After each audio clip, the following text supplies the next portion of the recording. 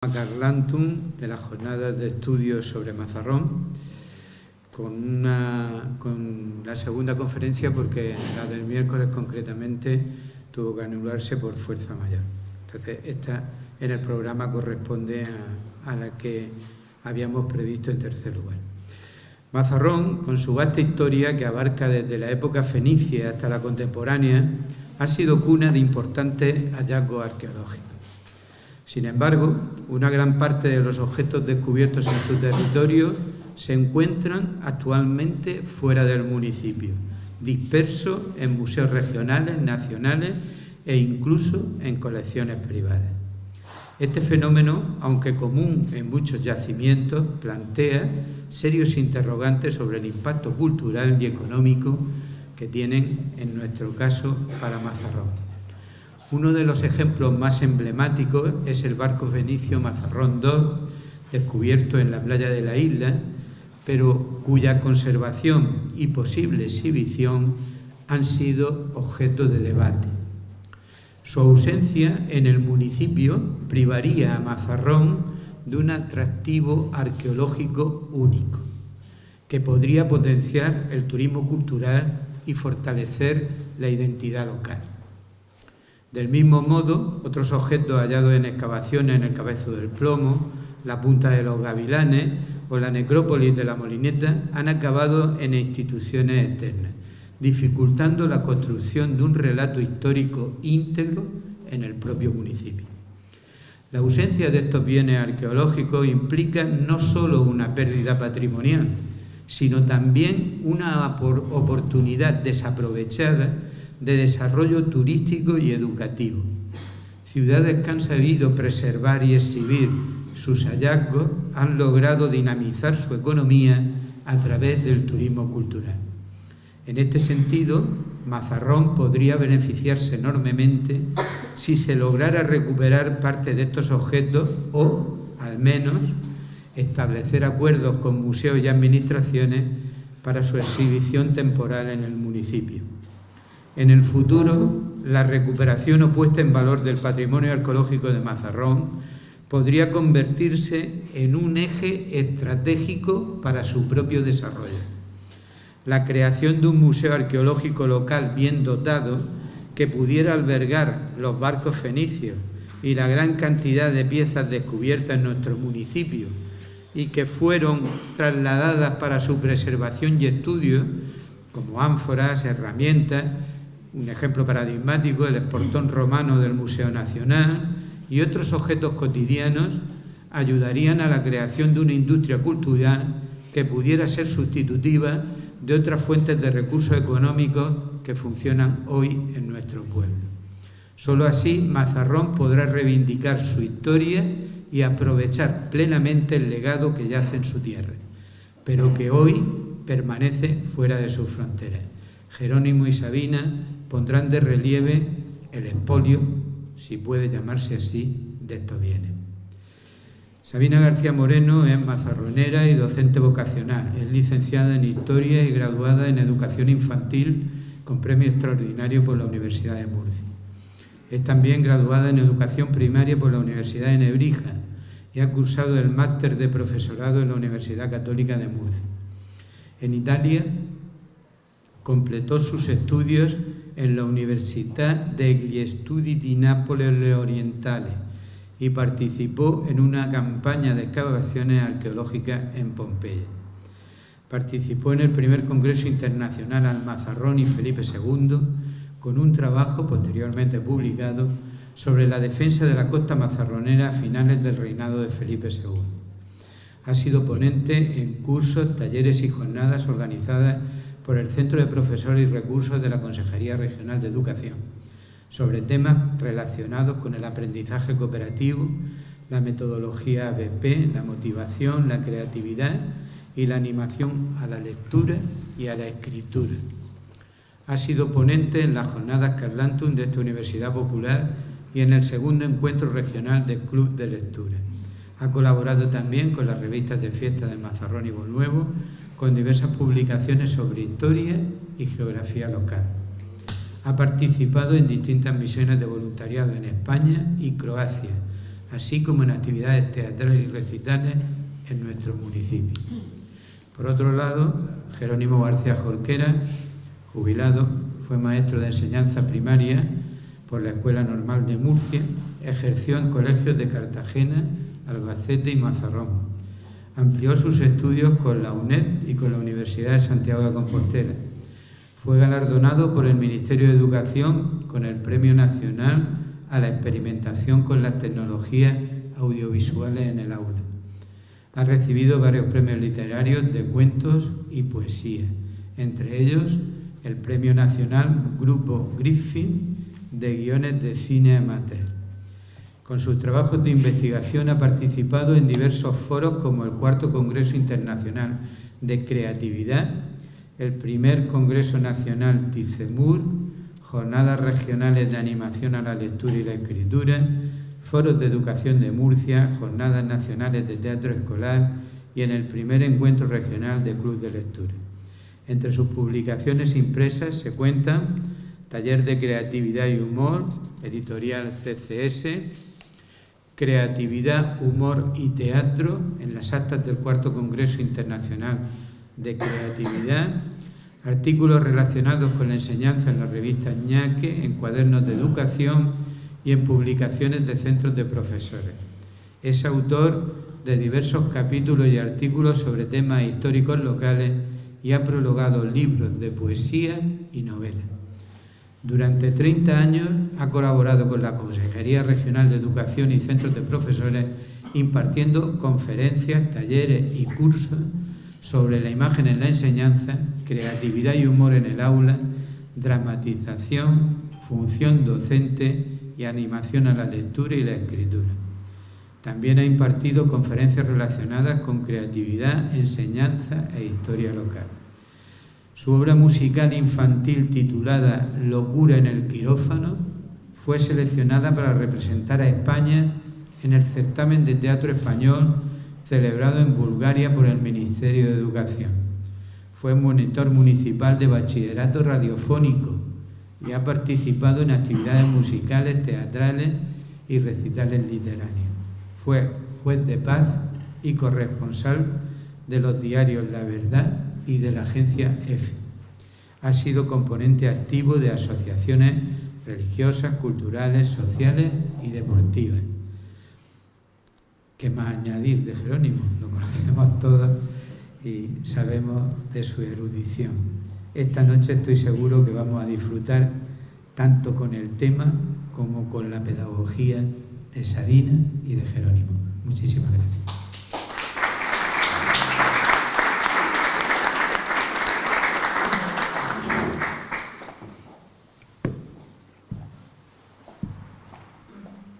Buenas noches, bienvenidos, gracias por vuestra asistencia, gracias igualmente a la Universidad Popular que sigue manteniendo cada año esta convocatoria de las jornadas Carlantum que nos permiten compartir algunos conocimientos de Mazarrón entre todos. Hace un año aproximadamente, cuando acabaron estas jornadas, hablé con mi hija sobre la posibilidad de participar juntos este año. Y el primer tema que habíamos decidido era la geología, la historia geológica de Mazarrón. Llegué a comentarlo con Juan Francisco, aunque él me decía, dice, es que tenemos la minería, el tema de la minería también es muy interesante.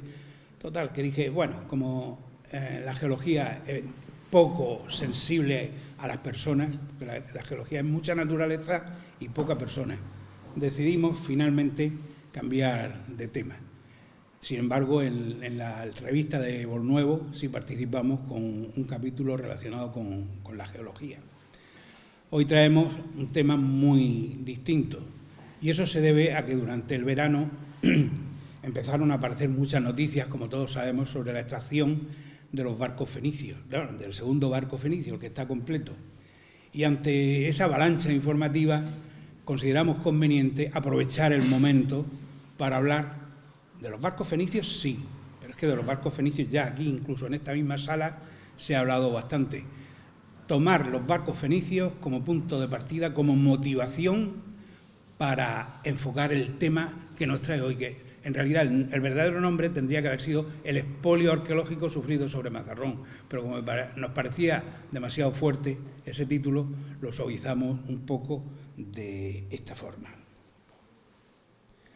Hablar de expolio es hablar de algo de lo más natural del mundo, que ha ocurrido siempre, continuamente. En la Plaza del Vaticano hay un obelisco, el de Heliópolis. Su lugar original era Egipto y, sin embargo, está en Roma. En la Plaza de la Concordia está el obelisco de Luxor, pues también está fuera de su sitio. Es decir, que ya estamos hablando de un expolio. Y utilizamos la palabra expolio tanto en el sentido de que haya sido saqueado, robado, como que haya sido donado. Porque algunas veces las donaciones eran pues, en situaciones muy problemáticas para el que tenía que donar. En el Museo del Louvre, por ejemplo, tenemos dos estatuas famosísimas, la Venus de Milo y la Victoria de Samotracia, las dos de la civilización griega, tanto de las islas griegas como de Asia Menor, de lo que ahora es Turquía. ¿Qué decir del Museo Británico? Si el Museo Británico se está casi alimentado en una gran parte por piezas sacadas de Egipto, como por ejemplo la Esfinge de Ramsés o la Piedra Rosetta, nada menos que la Piedra Rosetta. Y ahora vamos a España, que también hemos sido saqueadores y saqueados. Tenemos en Madrid el Museo de América. Pues imaginaos las piezas que hay allí traídas, saqueadas desde América.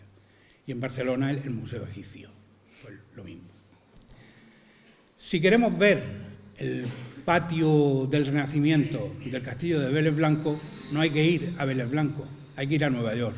Lo compraron, lo trocearon y se lo llevaron. Y ahí está en el museo, no recuerdo el nombre, pero el Museo Artístico Metropolitano, no recuerdo bien el nombre. La Junta de Andalucía ha prometido a los de Vélez Blanco que va a reconstruir este patio dentro del castillo, en su lugar original. Es decir, que hará una copia, tendrán una copia, menos en nada. Este es el templo de Debod, en Egipto.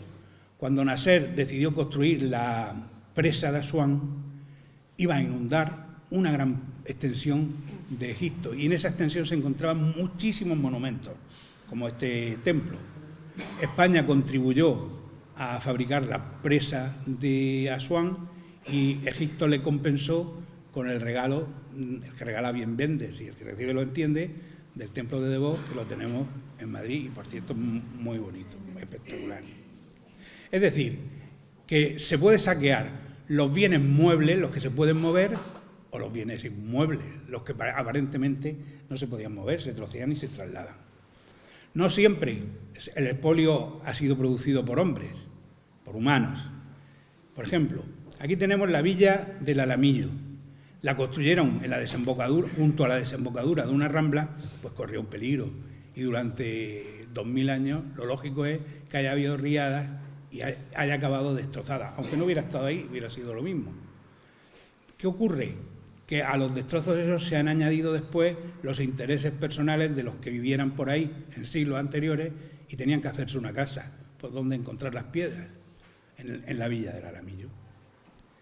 Por ejemplo, la torre de San Ildefonso, o torre de la punta de Almazarrón, se construyó y cuando no se restauraba se iba desmoronando. Sus ruinas sirvieron para reconstruir la torre o bien para construir posteriormente, después ya en el siglo XVIII, un cuartel de carabineros. Como había cesado el problema de la piratería, pues cuartel de carabineros para vigilar el contrabando. Y después las mismas ruinas, las mismas piedras, se utilizaron para construir el faro, primitivo faro. Y ya como monumento de derribo voluntario por personas, el Coliseo de Roma. El Coliseo de Roma no está así porque se derrumbara ni por efectos de la erosión ni de la guerra. Es porque cuando en el siglo XV, XVI en Roma querían construir, pues iban al Coliseo, arrancaban las piedras, incluso las lañas que sujetaban a las piedras, y se las llevaban las piedras para construir y las lañas pues eran de bronce para construir cañones o campanas. Ahora vamos a otro caso. Piezas que han desaparecido pero que luego vuelven a aparecer. Para eso tenemos el miliario de Mazarrón. Había documentos del siglo XVIII donde ya se hablaba de 2 miliarios. y no se sabía dónde estaba ninguno de ellos. De hecho, uno de ellos todavía, al menos nosotros no lo sabemos. Sin embargo, cuando en los años 80 una persona iba paseando por la zona de los alrededores del actual pabellón de deporte, que recordaréis que eran zonas abiertas, donde había bloques de una empresa, montones de arena, pues alguien se dio cuenta de que había un cilindro de piedra de dimensiones bastante considerables. Se acercó y vio que tenía inscripciones. Lo comunicó, vino gente de Murcia, lo analizaron y comprobaron que era uno de los miliarios que se habían perdido casi 3 siglos antes. Todavía tiene el miliario las marcas de la pala excavadora, ahí la podemos ver en el primer plano. Actualmente se encuentra en la factoría romana de Salazones. Se hizo un seguimiento, una investigación sobre qué había ocurrido con ese miliario y resulta que cuando se derribó, ahora vamos a la foto de abajo, cuando se derribó la parte que está marcada con una flecha, aquí era llamada después de la guerra la cocinilla porque se daba de comer allí, pero en realidad eran los restos de un convento franciscano. Estaba ya en ruinas, se derribaron y una de las piedras que había allí era esa. Menos mal que a nadie se le ocurrió tirarla en un sitio donde estaba menos visible o perderla, para seguir perdida. Es decir, que de lo que llevamos visto podemos imaginar que cada vez que se pica en algún sitio de Mazarrón aparece algo. Cuando veamos las minas y veamos esas terreras, seguro que debajo de esas terreras hay algo. Si alguna vez se limpian, pues sabremos lo que es. Mazarrón surgió en su mayor parte gracias a las minas. Las minas se concentran en 3 cotos, los que vemos ahí, que tenemos aquí enfrente, al lado de Mazarrón, San Cristóbal, con los Perules, yendo hacia Leiva, a la izquierda, el coto Fortuna, muy rico en mineral todavía, pero no se puede explotar porque hay mucha agua, y las Pedreras, un coto menor. Pero claro, toda esa actividad minera dio mucha vida al comercio del puerto. Si nos tuviéramos que fijar en el puerto, es de una riqueza arqueológica impresionante, no solo de factorías mineras, de hornos, fundiciones y demás, sino de viviendas y de salazones. Mazarrón, por lo tanto, es uno de los pueblos con más yacimientos arqueológicos. En el último que nosotros conocemos, en el último mapa arqueológico, la carta arqueológica, creo que conté unos 270 aproximadamente, pero es del año 90 o 91. Desde entonces ahora se han descubierto muchos más. Los últimos, si recordáis, unas termas en la playa del Alamillo, en el puerto, y anteriormente, un poco antes, otra casa tipo villa de la calle La Era en los alrededores de La Era. Mazarrón tiene 318 kilómetros cuadrados, pues seguramente saldremos como mínimo a un yacimiento por kilómetro cuadrado, que no quiere decir que todos los yacimientos estén para verlo, a lo mejor ya es una cueva derrumbada.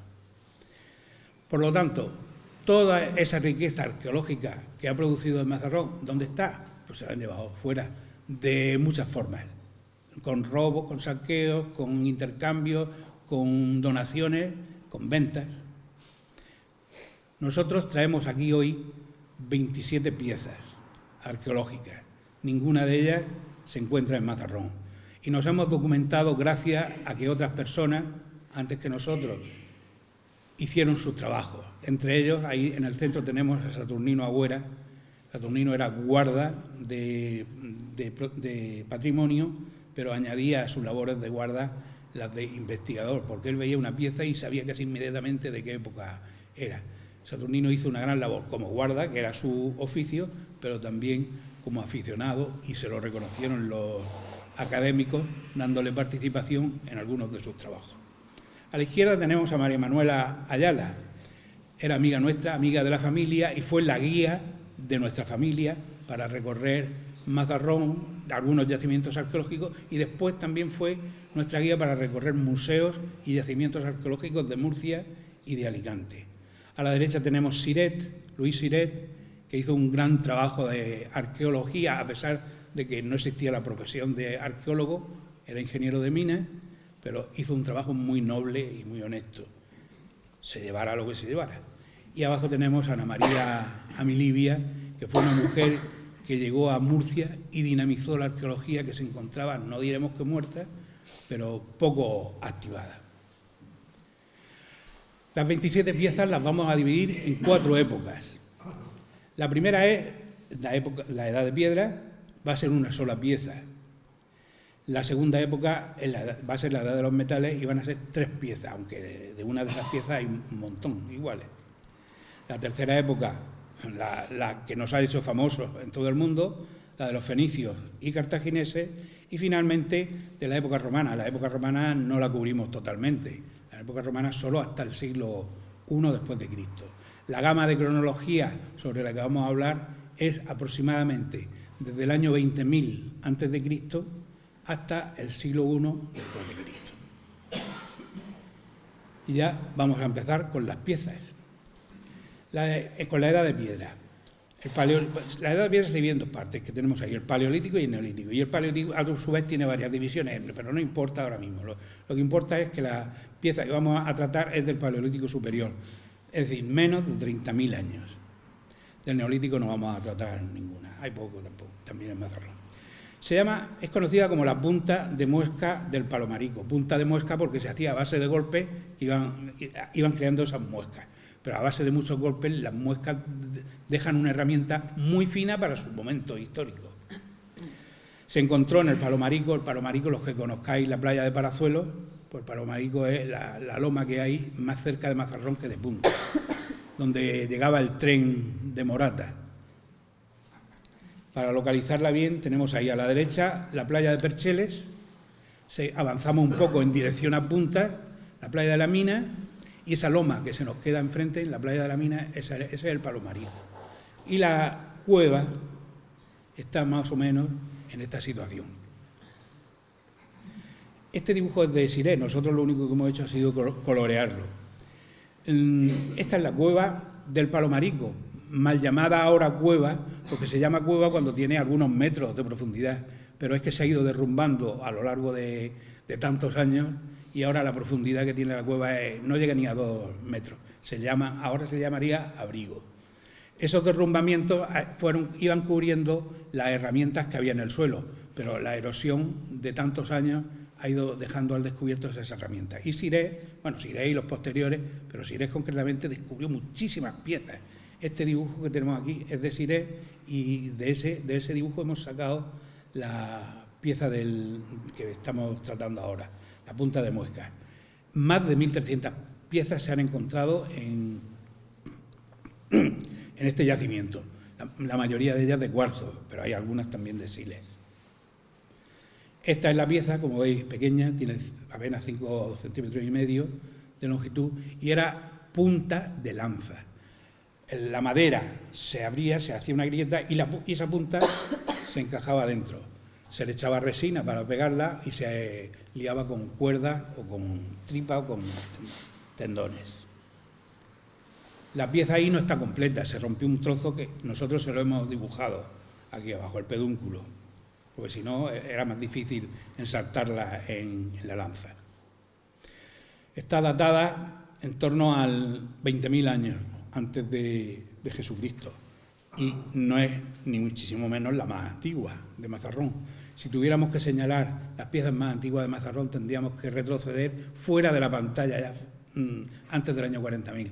Digamos que estaríamos sobre el 45-50.000. El yacimiento es La Peñica, enfrente del cuartel de la Guardia Civil, pero enfrente del cuartel de la Guardia Civil lo único que hay es agua.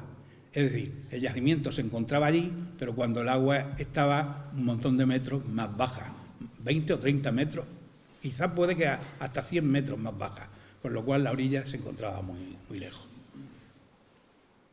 Actualmente esa pieza se encuentra en el Museo Arqueológico Nacional, en Madrid. Pasamos a la Edad de los Metales. La Edad de los Metales tiene 3 etapas, cobre, bronce y hierro. Nosotros nos vamos a centrar a lomos de cobre y de bronce. Y nos vamos al yacimiento de las Ciñuelas. Lo de calcolítico es cobre.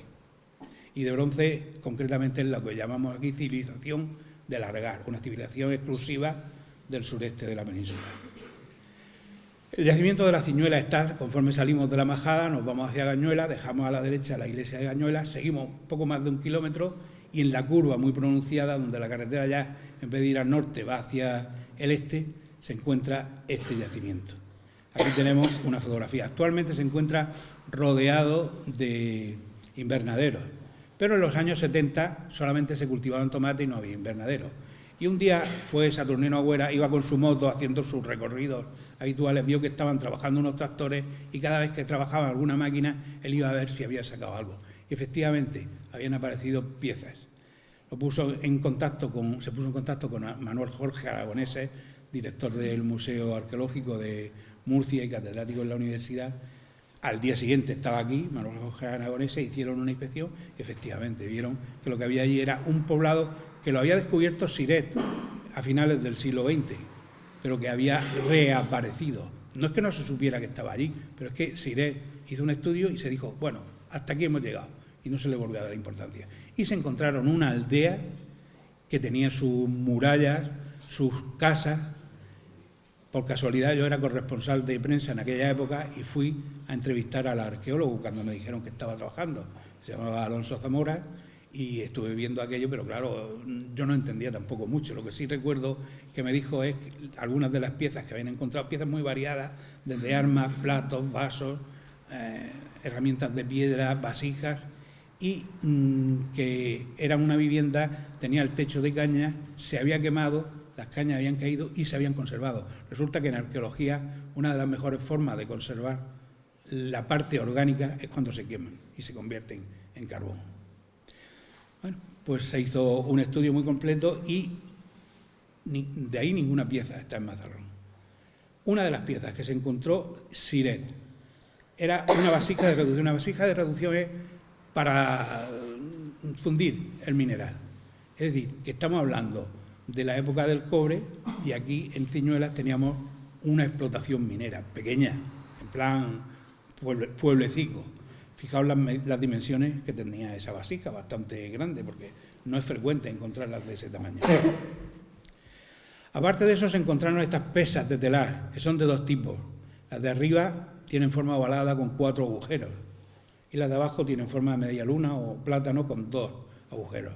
Las pesas de telar se usaban de esta forma que vemos ahí para mantener tensos los hilos y poder pasar el uso, no recuerdo cómo se llama, o la urtimbre, y ir tejiendo. La época, pues digamos, por redondear, entre 2500 a.C., cobre, y el 1800 a.C., bronce y principios de la época de alargar. Aquí en Murcia hay que tener en cuenta que muchas de estas fechas van con retraso respecto a otros lugares del mundo. Pues, por ejemplo, el Neolítico empezó en Oriente Medio en el 10.000 o 11.000 antes de Cristo y aquí en Murcia fue en el 7.000. Las pesas de telar se encuentran en el Museo Arqueológico Provincial de Murcia y la vasija de reducción, que estuvo perdida durante casi un siglo, apareció en el Museo Arqueológico Nacional en Madrid. Pasamos ahora a la tercera época, la época fenicia y cartaginesa. En el mapa vemos a la derecha donde se encontraba Fenicia, ahora el Líbano, un poco el sur de Siria y un poco el norte Canaán de Israel. Y cuando los fenicios se extendieron por el Mediterráneo como comerciantes, muy comerciantes y poco guerreros, se vieron en la necesidad de fundar una ciudad que les sirviera de escala, de puente. Fundaron Cartago en lo que ahora es Túnez. Llegaron a la península ibérica y en la península ibérica fundaron un montón de ciudades. Más que ciudades eran colonias, factorías. No invadían, salvo que se lo enfrentaran y entonces sí recurrían a las armas. Los griegos también estuvieron por aquí. Lo que ocurre es que los griegos en nuestra zona del sur estuvieron menos tiempo, pero también dejaron sus señales, no para nosotros. Aquí de griego no se ha encontrado prácticamente nada. Los fenicios y cartagineses son el mismo pueblo. Eran fenicios cuando salieron de Fenicia y eran cartagineses cuando Fenicia sucumbió ante Alejandro Magno y entonces tomó el relevo Cartago. Los cartagineses eran más guerreros y comerciantes también. Cuando estudiábamos en la escuela, con el tercer grado de Álvarez, a los fenicios les dedicaban un párrafo. Más o menos venía a decir, los fenicios eran gente procedente de Fenicia, comerciantes que nos enseñaron a los españoles, se decía así en el libro, pero en realidad debería decir a los nativos de Iberia o de Hispania, nos enseñaron a trabajar en las minas, a salar el pescado y nos enseñaron también el alfabeto. No es verdad que nos enseñaran a trabajar en las minas, ya se trabajaba aquí, pero ellos trajeron nuevas técnicas para producir más. Lo mismo se puede decir del salado del pescado. Ahora, del alfabeto, desde luego, sí, aquí no se conocía un poco el alfabeto griego, pero el alfabeto griego se quedaba entre los griegos. Y el griego, además, es un alfabeto muy relacionado con el fenicio. Sí que es verdad que asumimos la escritura en gran parte de los fenicios, menos de los griegos, y mezclamos también algunos signos nativos de aquí. Y eso es lo que ha hecho que haya un lenguaje, el de los íberos, que no hay quien lo entienda. Es decir, se tienen 3.000 inscripciones y no se sabe lo que significa todavía. Bien, como sabéis, el principal yacimiento fenicio lo tenemos en la playa de la isla. Tengo que aclarar una cosa, y es que la estrella negra representa el casco urbano de Mazarrón y la azul el del puerto, que irá sin nombre siempre para no liar más en los mapas. En esta vista aérea tenemos la localización de los dos barcos fenicios. Abajo tenemos el M1, el Mazarrón 1, descubierto en 1988, aunque se fue estudiando muy posteriormente, y el segundo barco, que está completo, en 1994, el Mazarrón 2, que es el que nos ha puesto en todo el mundo, en buena parte de la prensa mundial. Y la línea amarilla marca hasta dónde llegaba la arena en los años 70, 80, que esa playa desapareció después de la construcción del puerto de Portugal. Aquí tenemos otra vista donde se ve incluso la arena de la playa, está marcada por la línea de puntos y la localización de los barcos. Para quien no sepa todavía dónde está, pues mirad abajo donde está el Cinemastia. Este es el Mazarrón 1, el primer barco que se descubrió. No estaba completo, como sabemos, pero tenía una quilla bastante larga, de más de 3 metros, la tenéis ahí abajo, en letra blanca. Arriba tenéis un fragmento de la borda quedaba muy poca, pero del casco sí quedaba un trozo lo suficientemente grande para hacernos una idea, primero de qué forma tenía el barco y segundo, de cómo ensamblaban las piezas. Y ahí vemos las tracas, que son los maderos, y las cuadernas, que son el esqueleto, por así decirlo, del barco. Después se descubrió el Mazarrón 2, el famosísimo, porque es el único que está completo en el mundo. Hay otros yacimientos con barcos fenicios, por ejemplo, el yacimiento de la Campana, que lo tenemos ahí enfrente del Cabo de Palos, enfrente de la manga del Mar Menor, se descubrió un pecio fenicio, pero del barco nada más que queda 1 metro de la quilla. Ahora, el cargamento es muy importante, a lo mejor lo habréis oído comentar, lo de los colmillos, es lo que lo ha hecho más famoso. Hay otro yacimiento, por ejemplo, en Menorca, pero el barco está casi destrozado, no tiene piezas suficientes para estudiarlo. Ahora mismo hay uno que no se ha investigado todavía, que es medio casco aproximadamente, en el Golo, en Córcega. Y luego se han descubierto más barcos y más grandes. Todos son más grandes que el de Mazarrón, pero están a mucha profundidad. Entonces se puede sacar la carga, pero el casco es más complicado porque en cuanto lo muevan se deshace. El Mazarrón 2, el barco completo, veis las dimensiones que tiene. 8 metros no es mucho, es una barcaza, podríamos decir. No es un barco para atravesar el Mediterráneo, sino para hacer la navegación de cabotaje cerca de tierra. Y como piezas curiosas tenemos la carlinga o la sobrequilla, que era la que sujetaba el mástil, pegaba a la quilla, y las boas, que gracias a que se conservaron algunas boas, el barco no se rompió.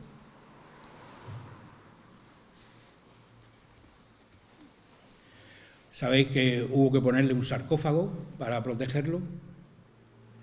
Y hay una reproducción a tamaño natural del Mazarrón II en el Museo Arcua de Cartagena, que además es como si dijéramos, y es una reproducción, es el líder de la exposición.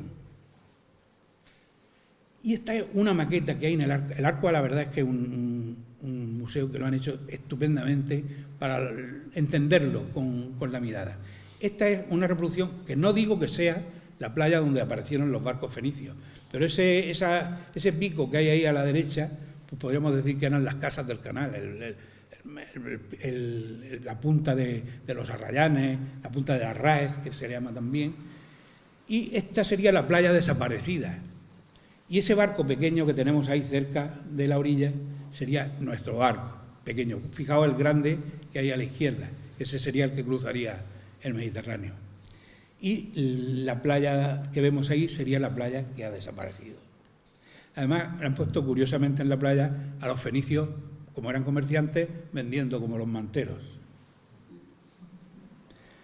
La fecha de este pecio fenicio, alrededor del año 600 antes de Cristo, y el Mazarrón I se encuentra en el Arcua, y el Mazarrón II, que lo sacaron este otoño, se encuentra, como veis, en piezas sueltas, en unas piletas donde se conservan con agua salada.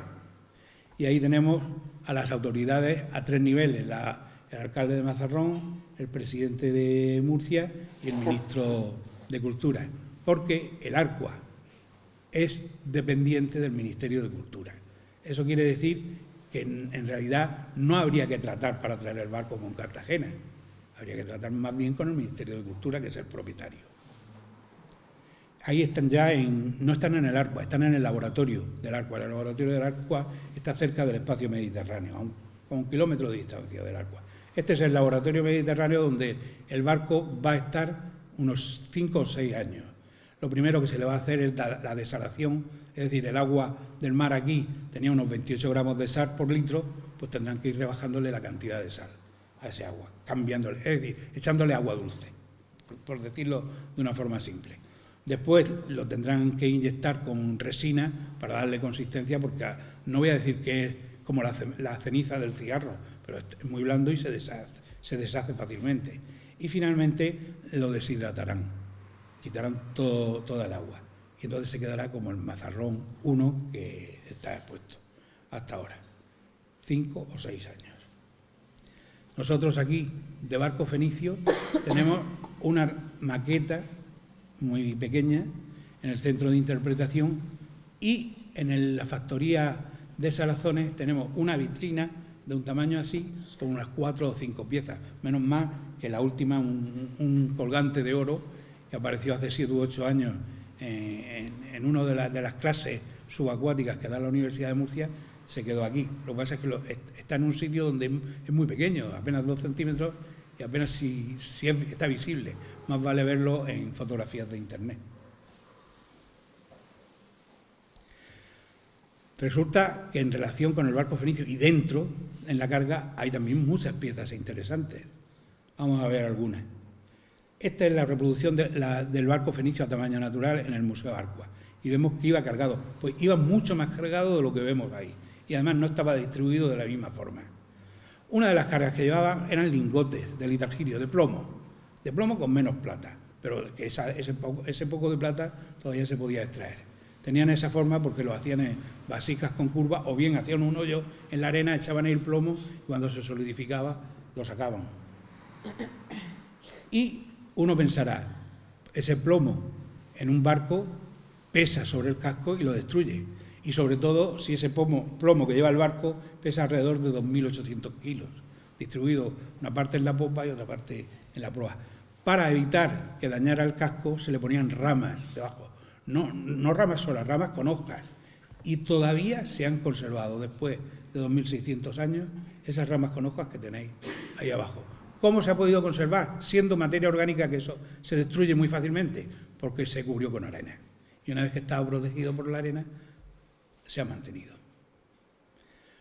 Una ánfora era la ánfora que utilizarían seguramente para beber, para tener agua para beber. Fijaos, la amarraban en las asas y al suelo, para que no dañara el casco, le ponía otro cojín como de ramas o de cuerda, como el que tenemos ahí, dándole la forma de la base del ancla. Un molino, por si tenían que pasar tiempo o tenían que bajar a tierra y no tenían comida, moler el grano que llevaran. Luego, vamos fuera del barco. Fuera del barco también se encontraron, en la isla se encontraron más de 7.000 piezas en la primera etapa, antes del año 2000. 7.000 piezas que no eran todas tan valiosas, sino a lo mejor algunas eran un trozo de cerámica. Al lado del barco se encontraba su ancla, hecha de madera y de plomo.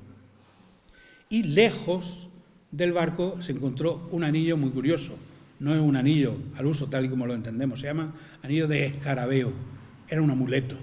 No sirve para ponerlo en el dedo, sino que se ensarta con una cuerda y uno se lo cuelga al cuello para que traiga buena suerte, o lo pone en algunos lugares de la casa.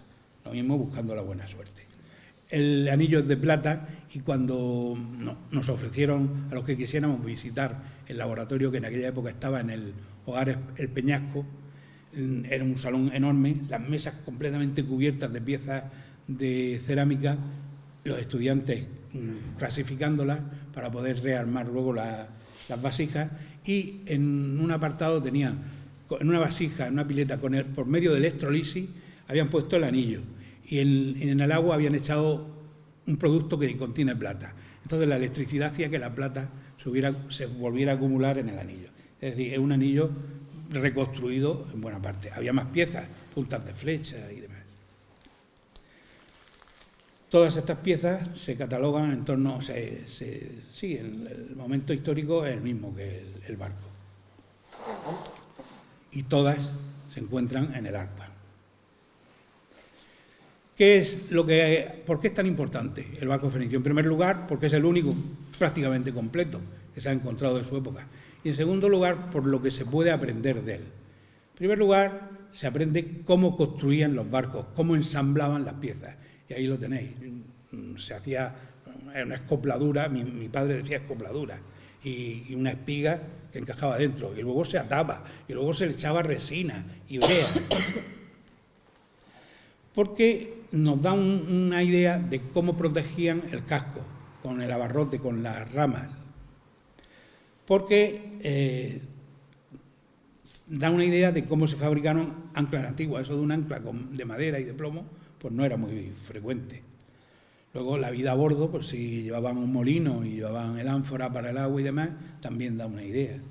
Y quizás lo más importante es que los fenicios tenían, como hemos visto, Cartago, y los dos siguientes puertos importantes eran uno en Ibiza y otro en Cádiz, Gadir, que decían ellos. Y en medio una buena cantidad de puertos secundarios, Villarico, Adra, Motril, y resulta que Mazarrón puede ser uno de los puertos intermedios, que hasta ahora nunca se había contado con que Mazarrón lo fuera. Bien, pues seguimos con los fenicios, pero vamos a otro lugar, al Faro. La documentación que hay sobre estas piezas es muy escasa. Según se dice, a una profundidad de 20 y tantos metros, no creo que... Si era verdad que eran 20 y tantos metros, no podía ser muy cerca del faro, porque en el faro, cerca del faro o a nivel del faro, son 15 metros de profundidad aproximadamente, 20 como mucho, tendrían que estar más retirados. Entonces, había un buceador que descubrió esto en el fondo del mar. Al tocarlo dijo, esto parece plomo, seguramente es un lingote que se le ha caído a alguno de los barcos que venían durante el siglo XX, durante el principio del siglo XX, a cargar el mineral. Habló con un chatarrero y le dijo si estaba dispuesto a comprárselo. El chatarrero dijo que sí. El buceador se agenció por amistad de pescadores, bajaron y no podían sacarlo. Entonces tuvieron que cortarlo en 4 trozos, ya que era muy grande y muy pesado. Una vez que lo cortaron en 4 trozos se dieron cuenta de que era esta pieza, un ancla, pero un ancla con una forma muy extraña, poco conocida hasta entonces. Se la quedó el chatarrero pues para fundirla o vender el plomo.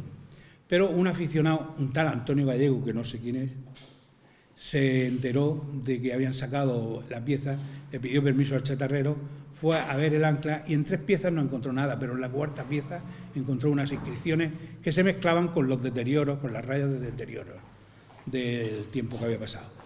como no con fotografía no se podía hacer nada, porque no se saldría bien, cogió una pastilla de jabón de aquellas del lagarto, la partió por la mitad, la presionó y sacó unas impresiones, que es lo único que queda de esta pieza. Y son esas 3 medias pastillas de jabón. Son negativos lo que estamos viendo ahí. ¿Qué es lo que dice ahí? No se puede saber. En primer lugar, porque descifrar el fenicio no siempre es fácil. Los fenicios solamente escribían con consonantes y no vocales. Entonces, en medio de las consonantes puede ir cualquier vocal. Se supone que habla del lugar donde está fabricado y del fabricante. ¿Dónde está esta pieza? No se sabe si existe. Lo más probable es que lo vendieran como plomo y terminara en alguna fundición. Y esto ya no es cosa mía. Pues ahora, para concluir con la historia hispano-púnica de Mazarrón, vamos a hablar del tesorillo de Mazarrón o tesorillo del Saladillo. Este tesorillo se encontró en 1861 en un cortijo de una finca del Saladillo, cerca del yacimiento un yacimiento de Fuente Álamo, por lo que se creyó en un principio que formaba parte de ese municipio. Sin embargo, pues actualmente sabemos que forma parte del municipio de Mazarrón. Si nos damos cuenta, hay una línea de puntos y esto es el motivo por el que se descubrió el tesorillo. Se proyectó una vía férrea que uniera Cartagena con Totana y con Mazarrón, con los Perules y Cabezo San Cristóbal. Y en esa prospección fue cuando se encontró este tesorillo. Como curiosidad decir que parece ser que aquí estaba el camino Bárquida entre Cartagena y Lorca. Este tesorillo fue investigado por primera vez por un señor que se llamaba Jacobo Zobel de Sangroniz, nacido en Filipinas. Y es curioso que una persona de Filipinas estudiara un tesorillo de Mazarrón de época hispano-púnica y lo presentara por primera vez en Alemania. Fue presentado su investigación en 1863 en la Real Academia de Ciencias de Berlín. Vamos a pasar a descubrir el tesorillo. El tesorillo está compuesto por monedas hispanopúnicas, como he dicho. La unidad monetaria de Cartagena era el siclo, que se denomina shekel. Israel, actualmente, desde hace unos 50 años, su moneda oficial es el shekel israelí. Este tesorillo estaba compuesto por entre 77, no se sabe con seguridad, y 90 monedas, de 3, 2 y 1,5 ciclos. Bueno, como estas monedas son irregulares por el desgaste del tiempo también, una media de medida es 28 milímetros y 23 gramos de plata. Una gran curiosidad de este tesorillo es que cuando se encontró, por los motivos que aparecen en el reverso, vemos que aparecen caballos, palmeras, elefantes, pues se pensó que habían sido acuñados en África. Sin embargo, Zobel, al estudiar la composición de la plata, llegó a la conclusión de que por los contaminantes que presentaba, estas habían sido acuñadas en ceca ibérica. Otra curiosidad del tesorillo es que, como vemos en las monedas de la parte superior, que no pertenecen a nuestro tesorillo, se representa en el anverso siempre a dioses, como por ejemplo a Tanis y a Melkart. Y esto es porque Cartago era una república. Representar, como lo que sucede con nuestro tesorillo, a generales como Amílcar Barca, a Asdrúbal, etcétera, esa era una osadía, considerada así por una investigadora que se llama García Bellido, que trabaja para el CSIC. Es una osadía y se tiende a pensar que es que hay aspiraciones como de caudillismo monárquico. Este tesorillo tiene una... Bueno, se considera que fue enterrado pues, en torno a la toma de Cartadas por Escipión el Africano en el 209. ¿Por qué? A lo largo de la historia siempre se han enterrado tesorillos, hay numerosos de ellos, y esto suele ocurrir en momentos de crisis. Si hay una inestabilidad, como ocurrió por ejemplo en Valencia con la gota fría, si hay inestabilidad, la gente no todo el mundo, pero hay personas sin escrúpulos, van a sálvese quien pueda. Por lo tanto, tener un material de valor en tu casa es mejor tenerlo escondido. ¿Qué pasa? Que si no sobrevives, o luego no te acuerdas dónde lo has enterrado, pues nos llega hasta la actualidad. Este tesorillo fue vendido por un platero ambulante en Cartagena. Y las monedas se encuentran desperdigadas tanto en colecciones privadas como en colecciones públicas. Tenemos constancia de que existen 3 de estas monedas conservadas en el Museo Arqueológico Nacional de Madrid. Ya hemos finalizado con los púnicos y empezamos con los romanos. Como hemos dicho, Escipión el Africano conquista Cartagast en el 209 a.C., pasa a llamarse Cartago Nova, y como veis, en este dibujo es muy curioso porque se ve cómo era Cartagena antes. Estaba rodeada por agua y toda la zona de Estero, Mandarache, eso está construido. Y donde vemos las siglas SPQR, que es Senatus Populusque Romanorum, ahí es donde estaría el actual el hospital, para que nos ubiquemos un poco. Entonces, conquistar Cartagena era muy difícil, pero bueno, este señor lo consiguió y Mazarrón pasa a influencia romana. Y pasamos nosotros a hablar de otro tesoro perdido, que es el mosaico de la Loma Herrerías. La Loma Herrerías se encuentra, cuando vamos de camino hacia el puerto, la carretera la cruza, la parte, antes de llegar a la redonda de los barcos fenicios. Todo eso es la Loma de las Herrerías. Y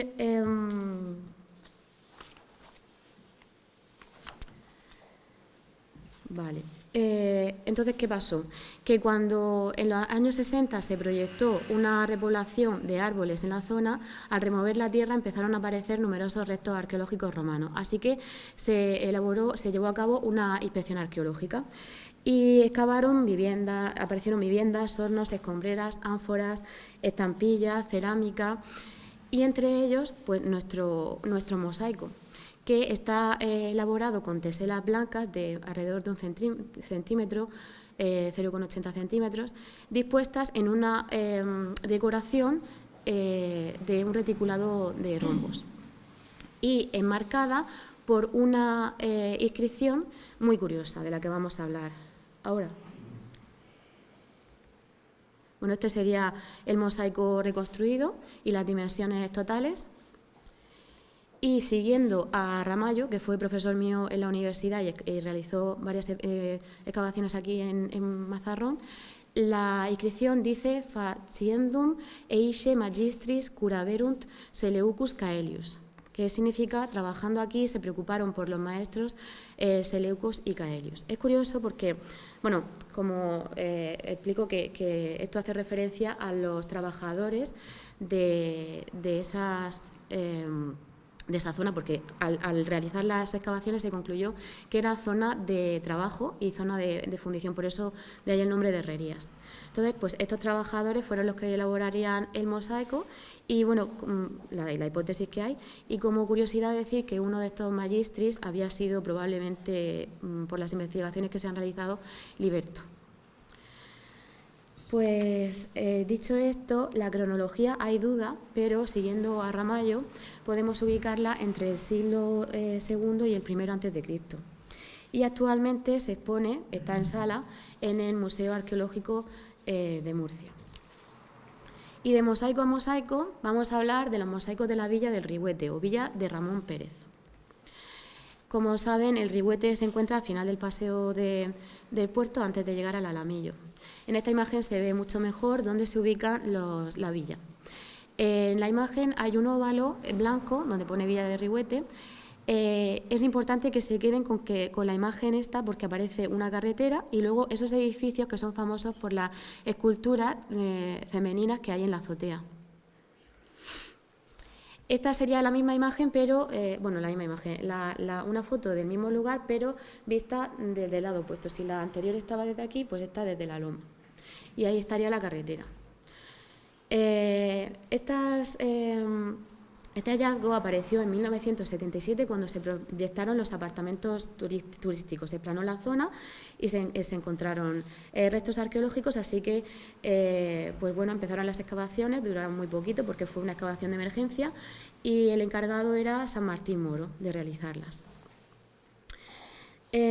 Podemos relacionar esta villa con la actividad pesquera porque se encontraron en ella algunos útiles de pesca. Tenemos un anzuelo, está expuesto en la factoría de Salazones, un pendón de pesca y un glande de red también. Y es interesante porque, aunque no se conserva, obviamente esta villa debería ser enorme, pero se conservan 5 salas, una circular que se desconoce para qué sería, para qué se utilizaría, probablemente un patio. Y quiero que empezamos por la última, que es la número 5, porque esta no tiene mosaico. Es una habitación, una estancia rectangular con pavimento pues, muy sencillo y se considera que por este motivo estaba destinada al servicio de la villa. Ahora vamos a hablar de las que sí tienen mosaico, de la 1, la 2, la 3 y la 4. Bueno, todas tienen el mismo estilo de mosaico, del mismo estilo decorativo, menos la estancia 2. Es una decoración con esvásticas que se entrecruzan formando una doble T. La número 1 tiene la peculiaridad de que en ella aparece una inscripción y es muy graciosa porque dice: si es fur, fora, si eres ladrón, vete. Claro, el ladrón que entrara no se iba a ir por ver la inscripción. Esto en realidad tiene un sentido de advertencia, no de advertencia, sino de amuleto. Una ampliación de esta estancia es esta otra más pequeñita, cuyo mosaico, también realizado sobre opus igninum, que es una mezcla, no sé si lo he dicho antes, de cerámica machacada y cal, y donde se ubicaban las teselas, es esta que tiene motivos vegetales, decorativos, esquemáticos, porque lo que da a pensar en comparación con otras encontradas es que se dedicara al culto para los dioses lares, o sea, los dioses de la villa, de la familia.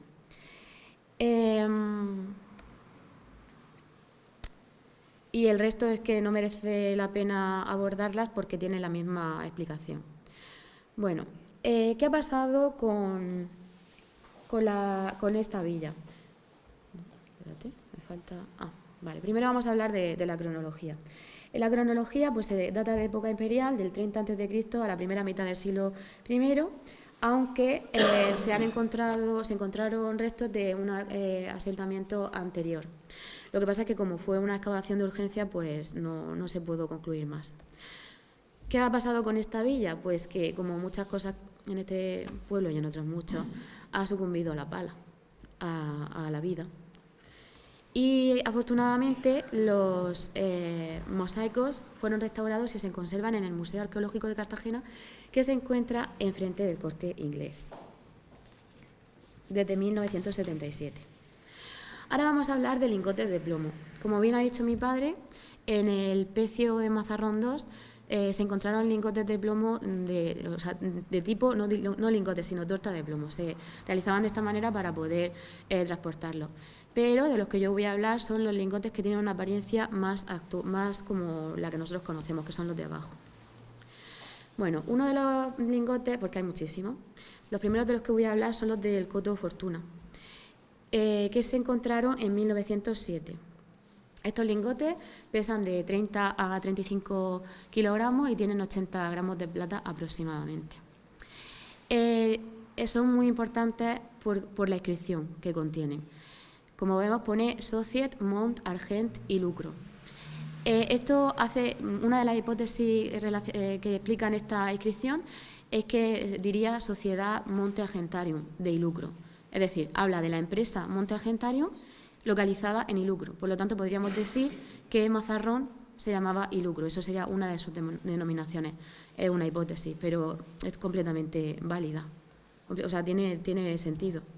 El de abajo es un lingote en forma de caracol. Se desconocen muchos datos sobre él, pero lo que sí sabemos es que se encuentra en el Louvre y seguramente es del siglo I a.C., probablemente. Pues ahora vamos a hablar de una matriz que se encontró en Cabezo del Moro. Una matriz es lo que se utiliza lo tenemos arriba en negativo para imprimirla sobre el lingote y que quede pues esa inscripción que hemos visto antes. En este caso pone Mont Argent. Esta matriz es probablemente del siglo I y está desaparecida, no sabemos. Otro lingote, es un fragmento de lingote, apareció en la gacha. La gacha, pues en foto se ve perfectamente que se encuentra pues cerca de la Rosa de los Cuatro Vientos, al lado de la playa, está en la otra punta del Cabezo del Mojón. Y es muy interesante porque hay una hipótesis que dice que en esta gacha, en esta lingote, la inscripción es Picae, o sea, la última palabra es Picae. Y entonces se ha relacionado con que existía, y es verdad que existía un comerciante que conectaba Cartagonova con Mazarrón, que se llamaba Minucias Pica. Y la cronología de este lingote es del siglo I. Bueno, generalmente todos los lingotes se encuentran con esta cronología, siglo I a.C., pero la que no se sabe muy bien es el que tiene forma de caracol. ¿Dónde se encuentran? Pues los primeros de los que estábamos hablando están en el Museo Arqueológico de la región de Murcia. El que tiene forma de caracol y bueno, los que aparecen ahí en el Museo del Louvre, el de Picae en el Museo Arqua y el otro, no, como he dicho anteriormente, lo desconocemos. Sería interesante encontrarlo porque completaría la colección. Vamos a hablar ahora de un vaso muy peculiar, un vaso de pincho. No es que sea el único vaso existente, pero hay muchos de este tipo, pero ahora explicaré por qué es interesante. Este vaso de pincho apareció en Cotofortuna y es un vaso realizado con arcilla depurada de color ocre claro, pero vemos esa apariencia porque tiene un engobe que es una pasta con aspecto de vidrio de color naranja y marrón. Esas son las dimensiones, no es un vaso muy grande, pero lo importante es el grosor, y es que tiene entre 2 y 3 milímetros. Es muy raro en la época, pero no es que sea raro, hay muchos más vasos de este tipo, pero que llama la atención este hecho. Se trata de un vaso de uso doméstico para beber, pero también se han encontrado relacionados con contextos funerarios, como vaso votivo. Y la cronología está entre el 25 y el 60 después de Cristo. Actualmente se conserva en el Museo Arqueológico de Murcia y está expuesto. Ahora vamos por nuestra segunda joya de la corona después del barco fenicio, con mucha distancia, porque esculturas hay muchas, esculturas romanas hay muchísimas, pero en Mazarrón lo más sorprendente que se ha encontrado después del barco fenicio. Fueron hallados en 1776 a causa de la erosión de la lluvia, en un barrio que se llama La Serreta, en ese momento La Palmera, y se ubicaba entre el Cabezo San Cristóbal y la iglesia de San Andrés. Este conjunto escultórico está compuesto por 3 figuras. En el medio vemos a la Madre Tierra, seguramente no, porque por la iconografía es Ceres. Está labrada en cuarcita, como veis es una escultura ascendente y fue hallada sin brazos, aunque sí con cabeza, pero la cabeza se hallaba, estaba como decapitada. Actualmente no tenemos la cabeza ni los brazos. Tiene un amplio manto que deja al descubierto el pecho derecho y vemos que con una mano, la mano izquierda sujetaba una cornucopia, se ven los restos de la cornucopia, y con la mano izquierda una cornucopia y con la derecha una patena con frutos. A la derecha de ella, a vuestra derecha también, tenemos el genio Loci Ficariensi, que se encuentra togado hasta la rodilla y tampoco tenemos la cabeza ni las manos. Este también sujetaría una patena. Y el otro genio es el genio Societatis Montis Ficariensi, que está labrado en arenisca como el anterior, viste una túnica y toga hasta debajo de la rodilla. La cabeza hoy también está desaparecida, aparecería, como es típico, en este tipo de escultura, cubierta por una toga que le cubriría por detrás de las orejas. Y bueno, las tres esculturas muestran oquedades. La podemos ver en el genio que pone SMF, porque ahí se encajaba tanto la cabeza, bueno, la cabeza se encajaba por unas oquedades por detrás, como los brazos y las manos con pernos de madera. Lo importante, cuando digo esto mi padre me lo corrige, pero es que sí que las esculturas son importantes, pero lo que es verdaderamente importante son las peanas. ¿Por qué? Porque por la hipótesis que hay sobre ellas, que tiene una inscripción. Vamos a seguir a Noguera, también profesor de la Universidad de Murcia, que pone la primera: consagrado al genio del lugar ficariense por el dispensador Albanus. La segunda, consagrado a la Madre Tierra por el dispensador Albanus también. Y la tercera, consagrado al genio de la sociedad Monteficariense por el dispensador Albanus. ¿Por qué es importante? Porque aquí lo que deducimos es que el administrador de una sociedad minera está pidiéndole a la Madre Tierra, dame metal, al genio del lugar ficariense donde se enclava la explotación, que sea propicio también, y al genio de la sociedad minera, a ese geniolar, lo mismo. La palabra ficariense da a pensar que esto sería ficaria. Por esto es la importancia de la inscripción de las peanas. El problema es que, claro, como no se ha encontrado nada más que lo justifique, pues también hay autores que dicen que es un genio, que haría referencia a que esta zona estaba llena de higueras, porque eso es lo que significa la palabra figo en italiano, tiene la misma raíz, higo. Bueno, pues es muy importante y además nos evidencia que en Mazarrón hay población, tanto en Coto Fortuna como en la costa, los lugares que hemos ido mencionando, como en este barrio, en el Cabezo de San Cristóbal. Y la cronología es del siglo I después de Cristo. Cuando se descubrieron, en 1776, permanecieron expuestas en la Casa Consistorial de Mazarrón, pero en 1868 fueron trasladadas al Museo Arqueológico de Murcia y en 2002 fueron restauradas para ser expuestas en Huellas, en la catedral, una exposición muy bonita que hubo. Y ahí se encontraron restos de policromía rojiza tanto en las estatuas como en las peanas. Es sabido que las estatuas de la antigüedad, aunque no han llegado aparentemente blancas, pues tenían policromía. Y de ahí volvieron al Museo Arqueológico Regional, donde se encuentran expuestas cerca de los mosaicos que hemos mencionado antes y del vaso. Ahora vamos al último. Esta es una pieza muy curiosa, porque es una pieza que solo tenemos ese dibujo, pero es una pieza de la que todo el mundo habla. No se ha encontrado, está desaparecida y en ambientes académicos siempre se cuestiona dónde está el Hércules Farnesio de Mazarrón. Esta pieza fue encontrada en 1840 en las antiguas terreras de la mina de Esperanza de San Cristóbal. Es muy pequeña, como veis, mide 15 centímetros.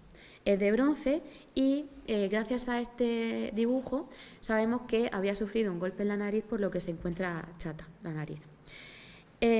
Cuando apareció en estas minas, en esta mina de la Esperanza, se la quedó en propiedad Amalio Maestre.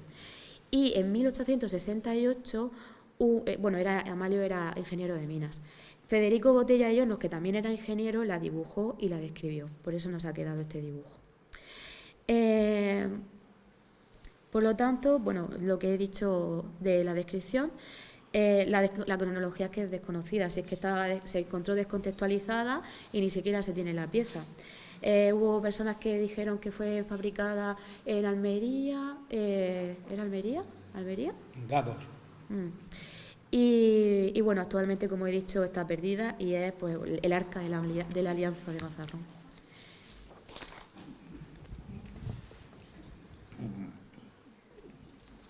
De todas las piezas que hemos visto, hay dos de las que no sabemos nada. El ancla que se encontró en el faro, la ancla fenicia y el Hércules Farnesio.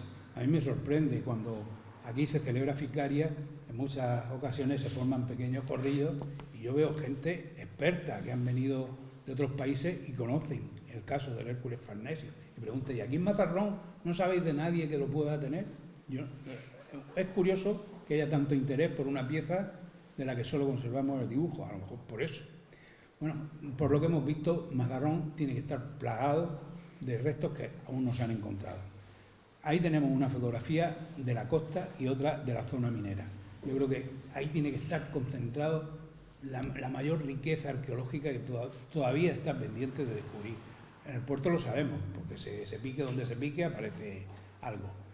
Los cálculos por la cantidad de yacimientos que hay desde la Rambla, desde el Castellar, más bien, desde el Castellar hasta el Mojón, tiene que ser todo continuamente de yacimientos, hasta cuando hicieron el Hotel Bahía, aparecieron restos fenicios, atribuidos a los fenicios.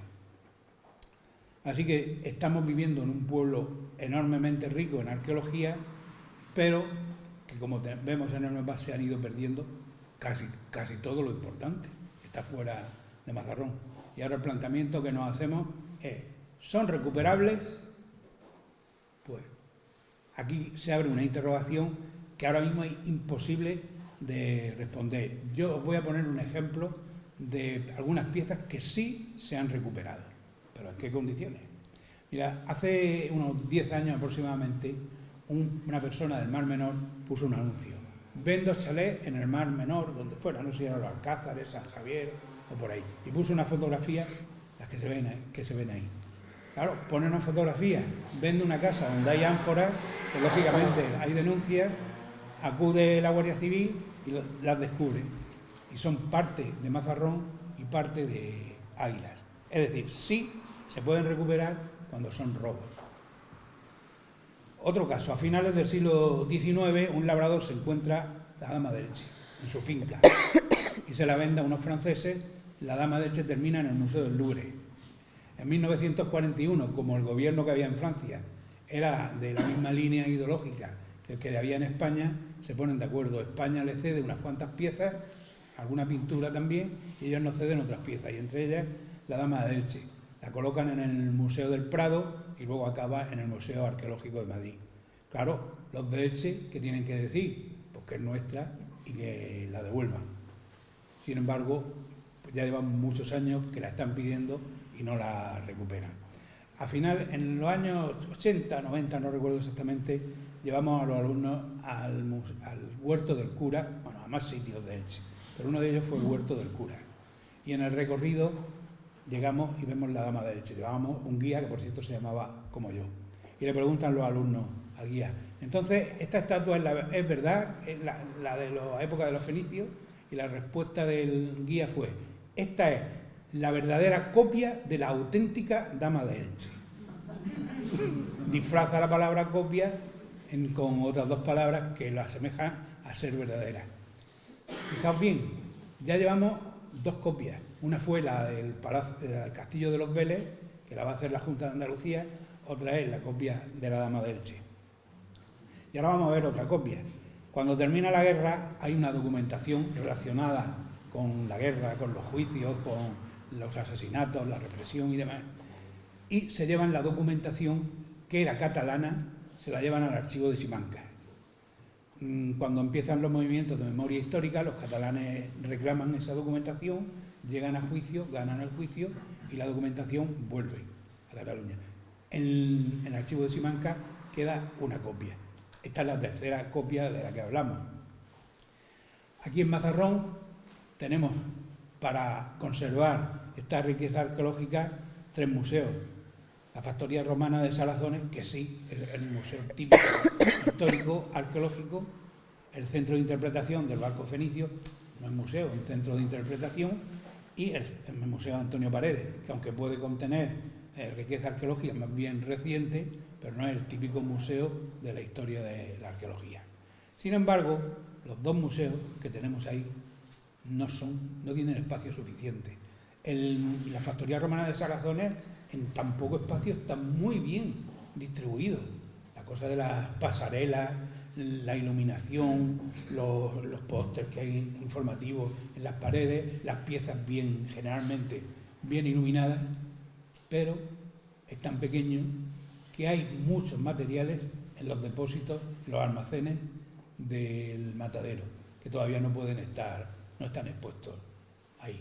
Es decir, aquí lo que nos falta, entre otras cosas, es espacio para exponer. Entonces uno se pone a soñar y dice, ¿tendremos alguna vez en Mazarrón un museo? Pues más o menos como el que se ve ahí, con amplias salas. Si ese caso llegara, podríamos tener una sala de prehistoria grande, que ahora mismo vamos a la sala arqueológica, a la factoría de Salazones, y no hay prácticamente nada de la prehistoria.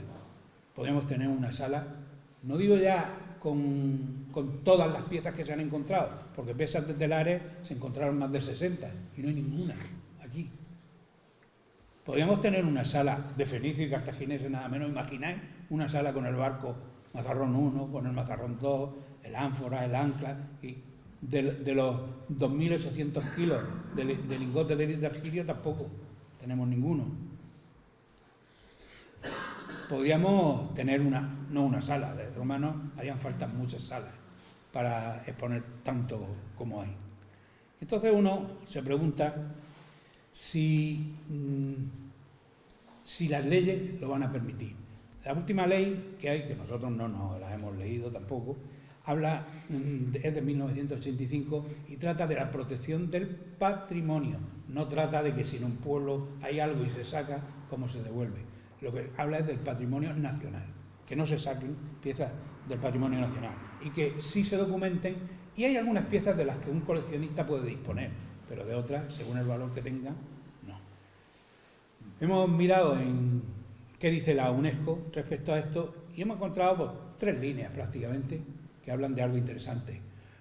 Pero la UNESCO no hace leyes, hace recomendaciones. Luego los países las aplican o no.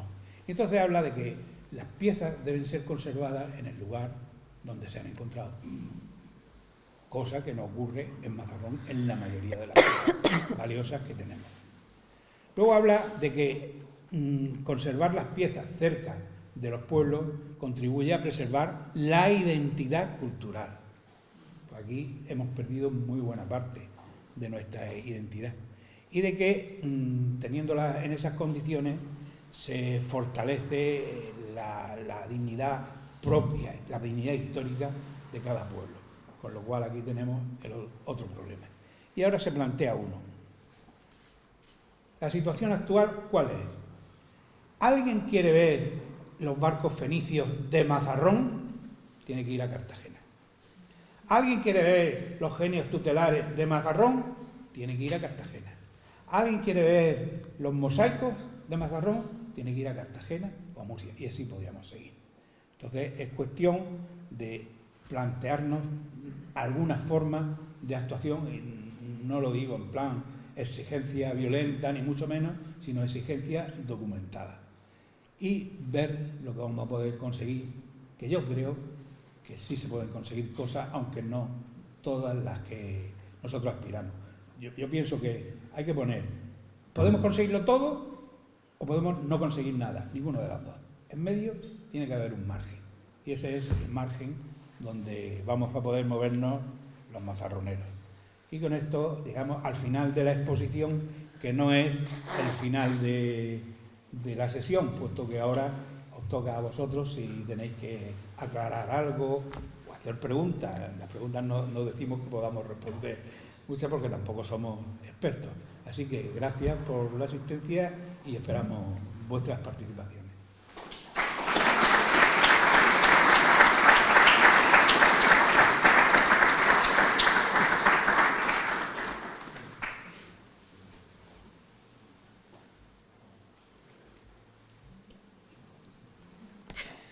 Ahora tenéis que decir, es que lo había explicado también.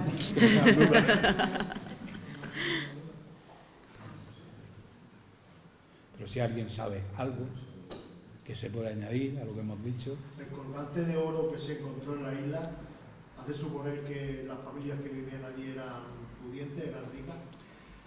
El colgante de oro se descubrió no por casualidad. Hay un máster de arqueología subacuática que lo organiza la Universidad de Murcia. Trajeron a los estudiantes aquí, esto fue por el 2017 aproximadamente, y una de las piezas que descubrieron fue el colgante, apenas es como una uña, y aquí siempre se parte, en arqueología siempre se parte de hipótesis, porque seguro no hay nada, bueno, a no ser que sea documentos y que estén los documentos confirmados. Entonces, la hipótesis que permite el punto de partida de ese colgante es que si aquí hay un colgante que es una joya, es posible que Mazarrón no fuera un puerto de paso, sino fuera también puerto de residencia. Y si tenían colgantes de oro, adornos de oro, pues tendrían que ser gente pudiente. Por lo tanto, aquí no estaban unos cuantos trabajadores para arreglar barcos o cargar barcos. Aquí debía haber más gente. Hay que tener en cuenta que el hecho de que la mayoría de los descubrimientos fenicios hayan tenido lugar en la playa de la isla no significa ni mucho menos que la playa de la isla sea la única. El cabezo de la isla también tenía restos. Lo que explota Mila, los gavilanes, también aparecen restos fenicios. Y los que no se han encontrado, porque claro, después de los fenicios han ido viniendo otros, y nada menos que con trabajos mineros que han ido tapando. Pero sí,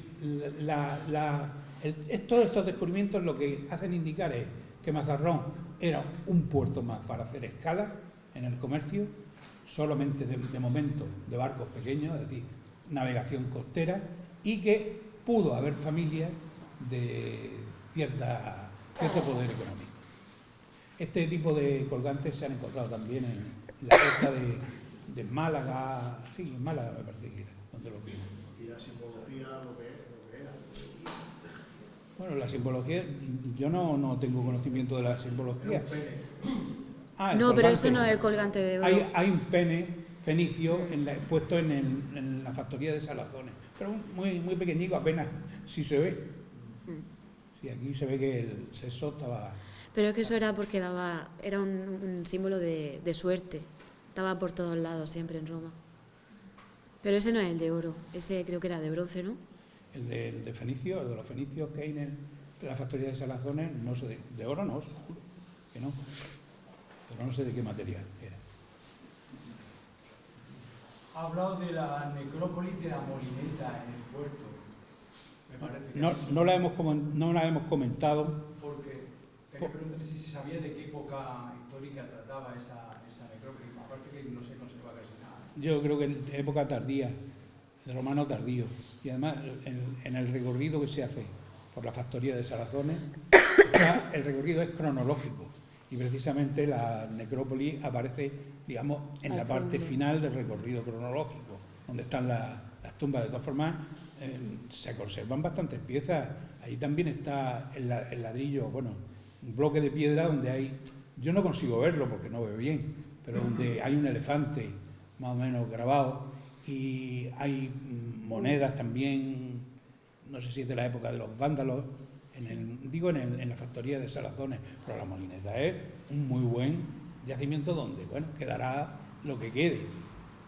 Pero el puerto es que es riquísimo en antigüedades. Hay un estudio de Sebastián Ramallo que está publicado en Carlantus precisamente. El número 6. El número 6. Exactamente, donde viene hasta la orientación espacial de las tumbas y todos los romanos que se han encontrado hasta ahora en Mazarrón. Y Sebastián Ramallo puso también un plano del puerto con los puntos de yacimiento que después se ha ampliado con nuevos descubrimientos. Desplegables, sí. Es que las actas de Carlantum, que yo las conservo todas y las más o menos analizadas, localizando de qué tratan cada trabajo, tienen una cantidad de material impresionante. De Saturnino Agüera dice uno, es que Saturnino venía y contaba una pieza, otra pieza, casi como hemos hecho nosotros, ¿no? De escribir piezas, pero es que eso tiene un valor enorme, y sobre todo cuando empieza a explicar dónde se encontraban, en qué condiciones.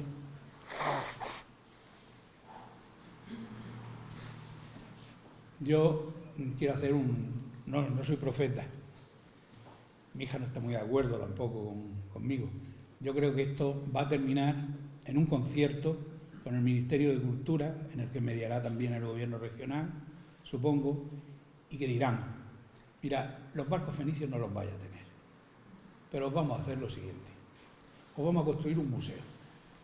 Y en el museo, por eso he hablado varias veces de las copias, y en el museo vamos a poner una copia de cada uno de los genios tutelares, una copia a tamaño real de los barcos fenicios. Y puede ser que los mosaicos acaben aquí, y algunas piezas más. Y además de eso se expondría lo que está en los almacenes. Por los almacenes, por ejemplo, la lápida esa de España, la lápida que también lleva otro pene, está en los almacenes. Aquí. Eso es la fertilidad. Sí, reclamando la fertilidad. Bueno, pues cada época es una cosa.